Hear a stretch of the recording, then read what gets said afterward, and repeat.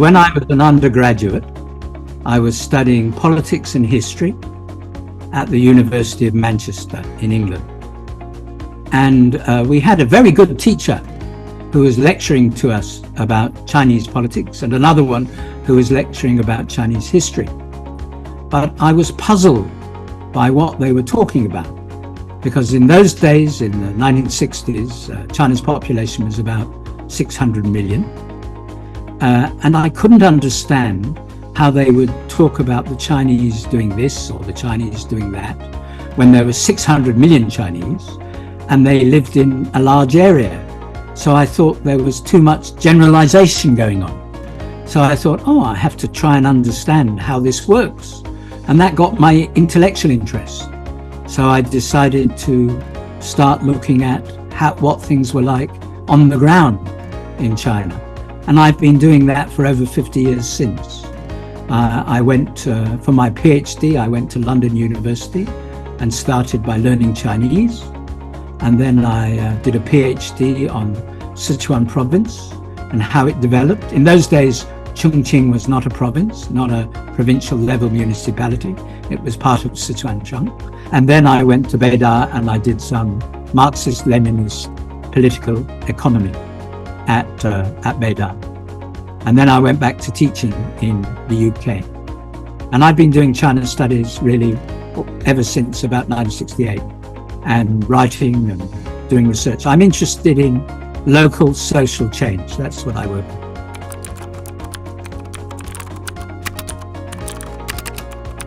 When I first went to China, not everybody spoke Chinese and not everybody spoke Putonghua. They spoke their local language. And sometimes they spoke Putonghua. But I remember the first time I went into a shop in China, in southern China, and tried to buy something, and I spoke Putonghua. The people didn't understand me. And for years I thought it was that I was a bad speaker of Chinese. And then I realized after a couple of years that wasn't the problem at all. They were Guangdongmen and they didn't speak Putonghua at all. Now, over the last 40 years, all that's changed. People now speak at least a variety of modern standard Chinese. Of course, modern standard Chinese, like English, English is said to be the world's language, but everybody speaks a different version of English in Australia, in America, in England, in Canada, and so on. Different words come in, different ways of expressing things. So it is with Chinese, with modern standard Chinese.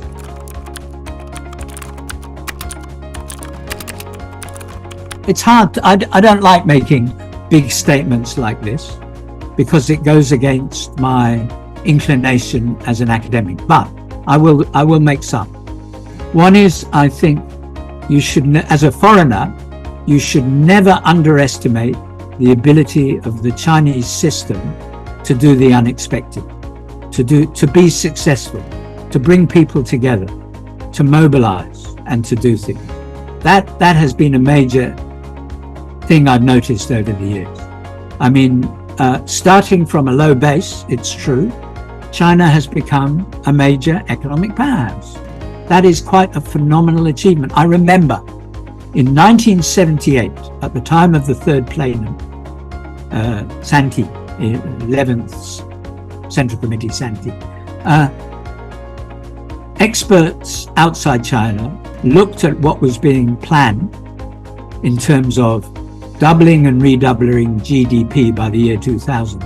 And everybody, each one of them said, no, a nice goal, but it cannot be achieved. Well, actually, of course, it was achieved in 1995. And that's impressive, right? Very impressive.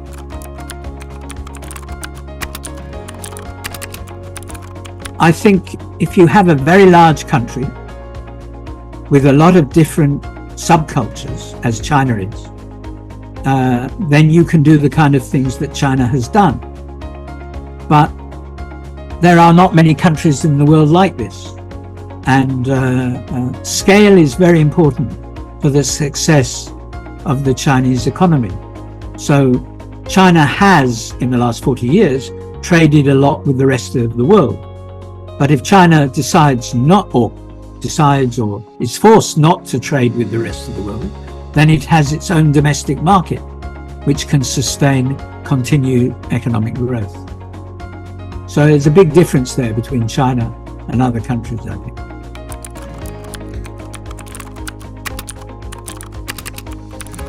Well, it's totally different because, to start off with, the scale of China is different. I mean, you take a province in China, that's the scale of a country anywhere else in the world, right? Shanghai's population is greater than the whole of Australia, right? So, we're talking about different things completely. Then what local government is required to do in a country like China is much more detailed in many ways than in Australia, for example, because of the way health and education and so on are organized. They're just absolutely not the same. So that's why it's so interesting. Now, what you've also got in China, of course, is a Communist Party state, which provides direction and government as well as everything else. So you have the ability for the state to be more involved in social activities.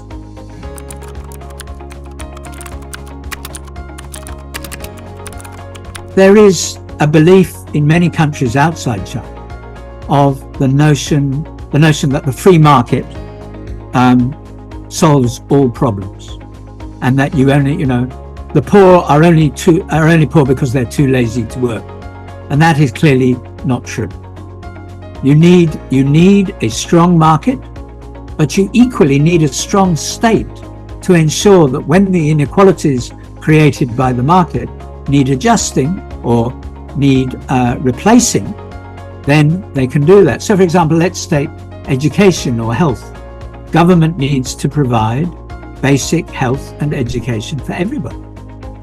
If you left that to the market, as some countries do, then if you're not a wealthy country, you've got real problems.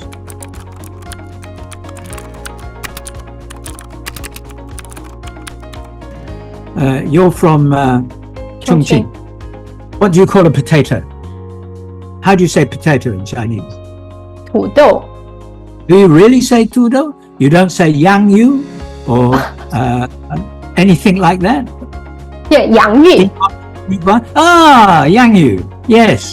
Do you know 土豆 in Chinese is sometimes 花生? 花生. Yeah, peanut.